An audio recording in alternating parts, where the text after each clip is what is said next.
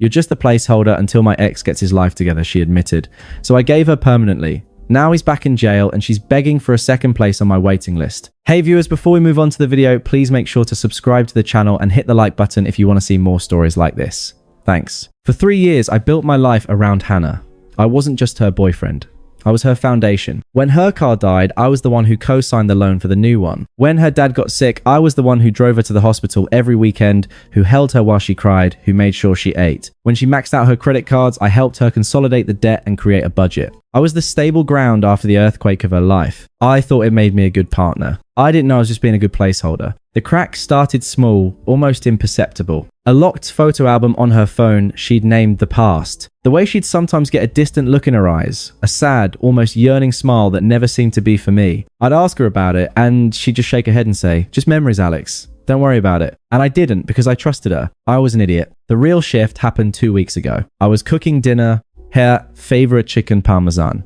When she came in, her face pale, staring at her phone. "Jake's out," she said, her voice hollow. I stopped stirring the sauce. Jake. The name was a ghost in our relationship. The ex-boyfriend from before me, the one with the charming smile and the rap sheet, the one who talked her into investing her savings into a scheme that landed him in jail for fraud and left her with nothing. I'd helped her pick up the pieces. Out as in parole, I asked, keeping my voice carefully neutral. As in time served, good behavior. She finally looked at me and her expression was unreadable. He messaged me. A cold knot tightened in my stomach. "Han, maybe. Maybe that's not a door you need to reopen. For your own sake." She flinched as if I had slapped her. "You don't understand what we had. It was complicated. Stealing your life savings seems pretty straightforward to me." I said the words slipping out before I could stop them. Her eyes flashed with a defensive fire I hadn't seen in years. "You don't know him. You don't know what he was dealing with. He was lost and I failed him. I failed him." The words hung in the air between us, suffocating. For 3 years, I thought I was helping her. Now I realized, in her mind, she'd just been biding her time waiting for a chance to fix things with him. The following days were tense. She was glued to her phone, her thumbs flying across the screen, a small, secretive smile playing on her lips. The smile I used to think was for me. She was distant during our movie nights, distracted when I talked about my day. The foundation I'd so carefully built was turning to sand under my feet. It all came to a head on a rainy Tuesday. She'd been out with the girls but came home smelling of cheap whiskey in a bar I knew her friends hated. She was volatile, a storm looking for a place to land. I was cleaning up the kitchen, trying to give her space. "You're always so tidy," she slurred, leaning against the doorway. "Everything in its place. So predictable." I put down the sponge. "I'm sorry for cleaning your home, Hannah. See that." She waved her hand dismissively. "That passive-aggressive nice guy. Just once I wish you'd get mad. Really mad." I took a deep breath, trying to anchor myself. "I'm not going to get mad at you for being drunk. Let's just get you to bed." "I don't want to go to bed," she snapped, her voice cracking. She stumbled into the living room and collapsed on the couch, burying her face in her hands. The performance of the angry drunk was gone, replaced by a raw, desperate misery. I followed my concern warring with a growing sense of dread. I sat on the edge of the coffee table, facing her. "Just talk to me, Han. Whatever it is, we can handle it. We always do." She looked up, her mascara smudged into dark shadows under her eyes. She laughed, a bitter, hollow sound. "That's the problem. You're always so stable. So there it's suffocating." The word hit me like a physical blow. Suffocating. All my support, all my loyalty was just weight to her. "I'm sorry for being reliable," I said, the confusion and hurt breaking through my calm exterior. "No, you don't get it," she said, shaking her head, as if I were a particularly slow child. "With you, it's easy. It's safe. It's like living in a perfectly furnished, temperature-controlled room. But with Jake," she got a faraway look, that same yearning smile from her phone. "With Jake, it was real. It was fire. It was messy and painful and glorious. He saw a part of me you'll never even know exists." The room felt like it was tilting. I could hear my own heartbeat in my ears. "Jake, the guy who drained your bank account and got arrested. That's your idea of real..." Her gaze snapped back to me, and for the first time, all the masks were off. The drunkenness, the volatility, it all crystallized into a cold, terrifying clarity. "I've always loved him," she said, her voice low and steady. Every word, a precise, calculated stab. I was just waiting for him to get his life together. She paused, letting the cruelty of the statement hang in the air, ensuring I felt its full weight. You were just the placeholder, Alex. A safe place to land until he was out." Placeholder. The word echoed in the silent room, obliterating 3 years in an instant. Every shared laugh, every quiet morning, every sacrifice I'd made, it all dissolved into nothing. I wasn't her partner. I was a seat warmer, a temporary occupant, the human equivalent of a futon. I didn't say a word. I couldn't There was nothing left to say. The entire history of our relationship had just been rewritten, and I had been reduced to a footnote. I stood up from the coffee table. The movement felt slow, deliberate, as if I were moving through deep water. I looked at her, at the woman I thought I knew, and I felt nothing. No anger, no sadness. Just a cold, vast, and empty silence. I turned and walked toward our bedroom. Our bedroom. The thought was a joke. Ow. "Where are you going?" she called after me, her voice laced with a sudden sharp anxiety. She'd expected a fight. She'd expected tears. She'd expected me to beg. My silence was the one thing she hadn't prepared for. I didn't answer. I went to the closet and pulled out my old duffel bag from the top shelf. I moved with a methodical calm I didn't recognize in myself. I packed a week's worth of clothes, my toiletries, my passport, and the small lockbox that held my important documents. I left behind everything she had ever given me. I left behind the life I had built for us. When I walked back into the living room, bag in hand, she was standing wringing her hands. The cold confidence was gone, replaced by bewildered panic. "Where are you going? We need to talk about this," she demanded, her voice shrill. I stopped at the front door and finally looked at her. My expression was blank, a closed door. "No, we don't," I said, my voice quiet but absolute. "You've said everything. You've been perfectly clear, so that's it. You're just walking away after 3 years." The entitlement in her voice was breathtaking. She had just atomized my entire world, and she was shocked I wasn't sticking around for the fallout. "You told me I was a temporary fixture." I set my hand on the doorknob. "Consider my terms served." I opened the door, the cool night air rushing in. I took one last look at her, standing in the ruins of the life I'd built for her. "Good luck with the fire, Hannah," I said. "I hope you don't get burned." I pulled the door shut behind me. The click of the lock sliding into place was the quietest, most final sound I had ever heard. The numbness held during the drive to the cheap airport hotel. It was a strange, hollow feeling, as if someone had performed an emotional lobotomy. I didn't turn on the radio. I just drove in silence. The only sound, the hum of the tires on wet asphalt and the rhythmic swipe of the wipers. Placeholder. The word had scoured me clean. There was no room for anger or grief, because the very identity that would feel those things had been declared null and void. I waited for the pain to hit. I waited for the crushing weight of 3 years lost, for the images of her face, for the memory of her laugh, but nothing came. It was just quiet. My phone buzzed in my pocket. Then again and again, a flurry of notifications. I pulled it out. Her name lit up the screen over and over. "Hannah. Alex, please. Hannah. You can't just leave like this. Hannah. We need to talk like adults. Hannah. Are you really this petty? Hannah. Answer me." I watched the screen light up, each message a ripple on the surface of my stillness. They weren't apologies. They were demands. Demands for my attention, for my emotion, for my energy. Demands that I participate in the drama she had created. I swiped down on the notifications, clearing them. Then I went into settings, found her number, and pressed block. The action was clinical. Final. It felt better than any angry text I could have sent. The next morning, I woke up at 6:00 a.m., my usual time. The silence in the hotel room was different. It wasn't empty. It was peaceful. I went for a run. I answered work emails. I found a real estate website and started looking at apartments. My life had become a simple, linear series of tasks. The chaos of Hannah was a distant country I had permanently immigrated from. A week later, I met with a lawyer, a brisk, efficient woman named Miss Davies. I explained the situation in simple, unemotional terms. We cohabitate for 3 years. We have a shared lease, a shared car loan for which I am the co-signer, and some shared utilities.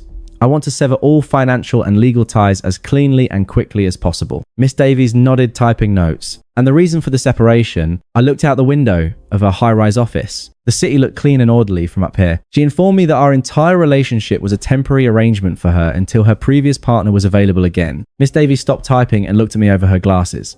I see. She didn't offer sympathy. She just gave a short, sharp nod. That simplifies things emotionally, if not legally. We'll send a formal notice of intent to vacate the lease, and we'll file the paperwork to have you removed from the loan. It will require her to refinance solely in her name. Good, I said. It was the first time I'd felt something akin to satisfaction. I wasn't trying to punish her. I was simply and systematically removing myself as her safety net. I went to the apartment on a Tuesday afternoon knowing she would be at work. I'd arranged for the super to let me in. Walking in was like stepping onto a stage after the play had ended. It looked the same, but it felt completely dead. I didn't linger.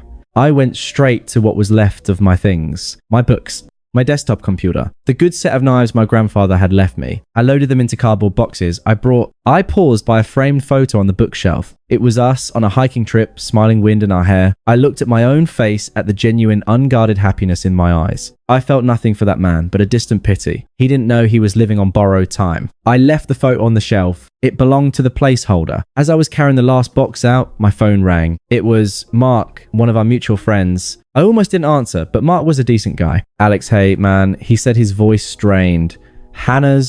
She's a mess. She said, you just vanished. What's going on? I put the box down in the hallway and closed the apartment door for the last time. She told me verbatim that I was just a placeholder until her ex-con boyfriend got out of jail, Mark. She said our entire relationship was a lie. There was a long silence on the other end of the line. Oh, Mark finally said, shit. She told me you two had a fight. She didn't. Wow.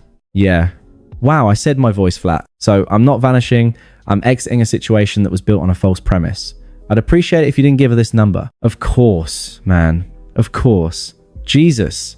The placeholder. I'm sorry, Alex. Don't be, I said, and I meant it. It was the most clarifying thing she's ever said to me. I hung up and picked up my box. The chapter was closed. The next 2 months were a lesson in quiet reconstruction.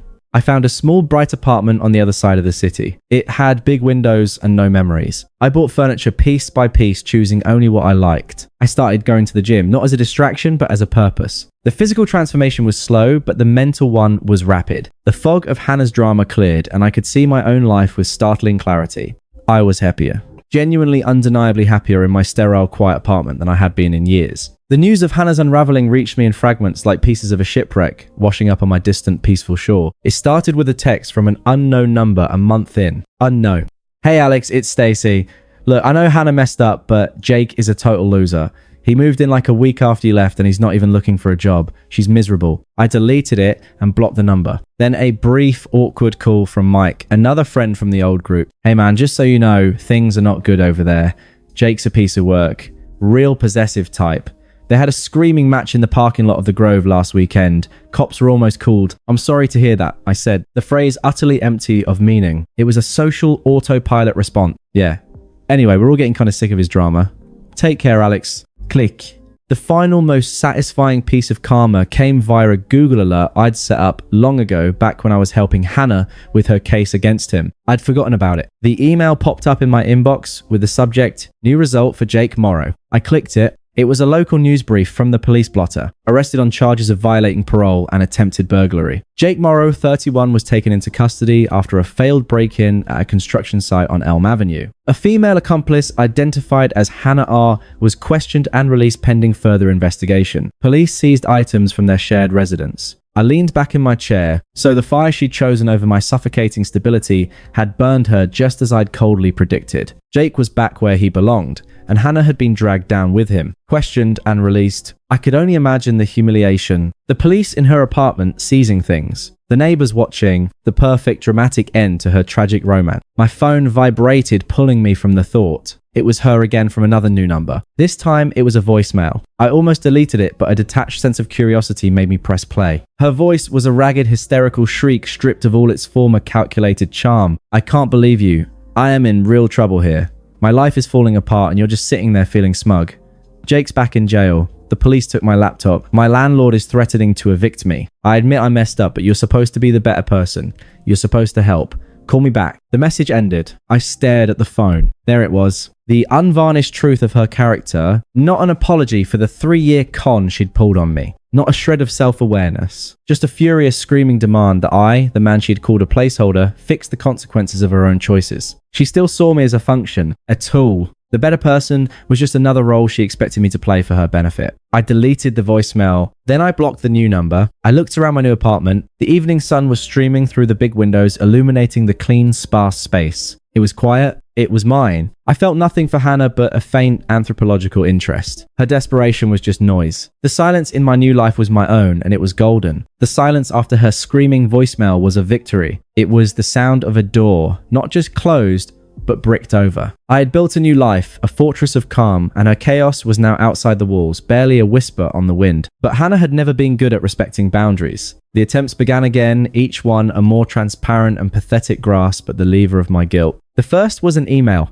It landed in my promotions folder, its subject line, a masterclass in manipulation. I'm broken. Alex, I know you hate me. I know I don't deserve your kindness, but I'm so lost. Jake is gone probably for years. The landlord is evicting me because of the police thing. I have nowhere to go. I'm staying in a motel that smells like bleach and failure. And I can't stop thinking about how I threw away the only good thing I ever had. You were never just a placeholder. I was scared and I said a terrible, stupid thing to push you away because I didn't feel worthy of you. The truth is, I've always loved you. I was just too broken to see it. Please, can you just meet me? I need to see your face. I need to know there's still some good left in the world. Yours always, Hannah. I read it once. Then I selected the email and clicked the trash icon. It wasn't even a difficult decision. The letter was a tapestry of lies woven from self-pity. I didn't feel worthy. She had felt perfectly worthy when she was using my credit card. I've always loved you. The ghost of Jake would beg to differ. She wasn't reaching out to me. She was reaching out to the stability I represented, the safety net she now found herself desperately needing. A week later, my phone rang with a number from our old area code. I let it go to voicemail. An hour later, a message appeared. It was from her friend Stacy the Flying Monkey. I listened, my expression blank. Alex said, Stacy, look, I get it. You're hurt. But Hannah is literally destroying herself. She's lost everything. That animal Jake left her with nothing but a court date and a broken spirit. You were always the good one, the responsible one. You can't just abandon her now. She has no one. It's cruel. Isal. The guilt trip was so predictable. I called back. Stacy picked up on the first ring, her voice breathless with self-righteous hope. Alex, oh, thank God. Stacy, I interrupted my voice calm and level. She told me our entire relationship was a lie. Abandoning her implies I had a responsibility to stay. I didn't, but she's learned her lesson. Stacy pleaded, her tone turning sharp. She's been punished enough, don't you think? So you're going to be a petty about it and let her be homeless. I didn't rise to the bait. I'm not being petty. I'm being absent. There's a difference. Don't call this number again. I hung up. Click. A period at the end of that sentence. I blocked her number. The circle of people I had to shield myself from was small, and it was getting smaller. Then came the nuclear option. It was a Saturday morning. I was making coffee, the sun streaming into my new kitchen, my work phone, the number of which I'd been forced to change after her previous voicemail buzzed on the counter. Unknown number. A cold dread settled in my stomach. I answered, bracing for a client crisis. The voice that came through was hers, but it was stripped raw, a weaponized sob. Alex, it's me. Please don't hang up. I'm at the hospital. I said nothing. The silence stretched, forcing her to fill it. I took something. Not enough, I guess. I just couldn't see a way out. They're keeping me for psych evaluation. She took a shaky, theatrical breath. The nurse said, I should call someone who cares about me. You're the only one I could think of. The manipulation was so blatant, so grotesque, it was almost impressive. She wasn't asking for help. She was laying a trap. If I showed concern, she'd have her hook back in. If I didn't, she could paint me as the monster who hung up on a suicidal woman. My voice was cold, professional, devoid of any emotion. Are you safe with the medical staff? What? Yes, but then you're where you need to be. My presence would be counter-therapeutic for both of us. I hope you get the help you need, Hannah. Goodbye. I hung up. My hand was steady. There was no guilt. Only a profound, weary disgust. She had tried to use the ultimate emotional currency and I had declined the transaction. I blocked that number too. It was the last number she would ever have to me. 6 months passed. The seasons changed. My new life wasn't just a reaction to the old one anymore. It was simply my life. And it was a good one. I'd been dating Clara for 4 months. She was a landscape architect, a woman with calm eyes and an easy laugh who valued her independence as much as I valued mine. We were a partnership, not a rescue mission. We were at a bustling, sun-drenched brunch place, sharing a plate of pancakes and talking about a trip we were planning to take. I was relaxed, happy, fully present in a way I never was with Hannah. I felt a hand on my shoulder, a familiar possessive grip that made my spine go rigid. I looked up. It was her. Hannah looked aged. Not older, but worn, like a coin that'd been passed through too many hands. Her clothes were cheap, her hair lacked its former shine, and there was a frantic, hungry look in her eyes that scanned me.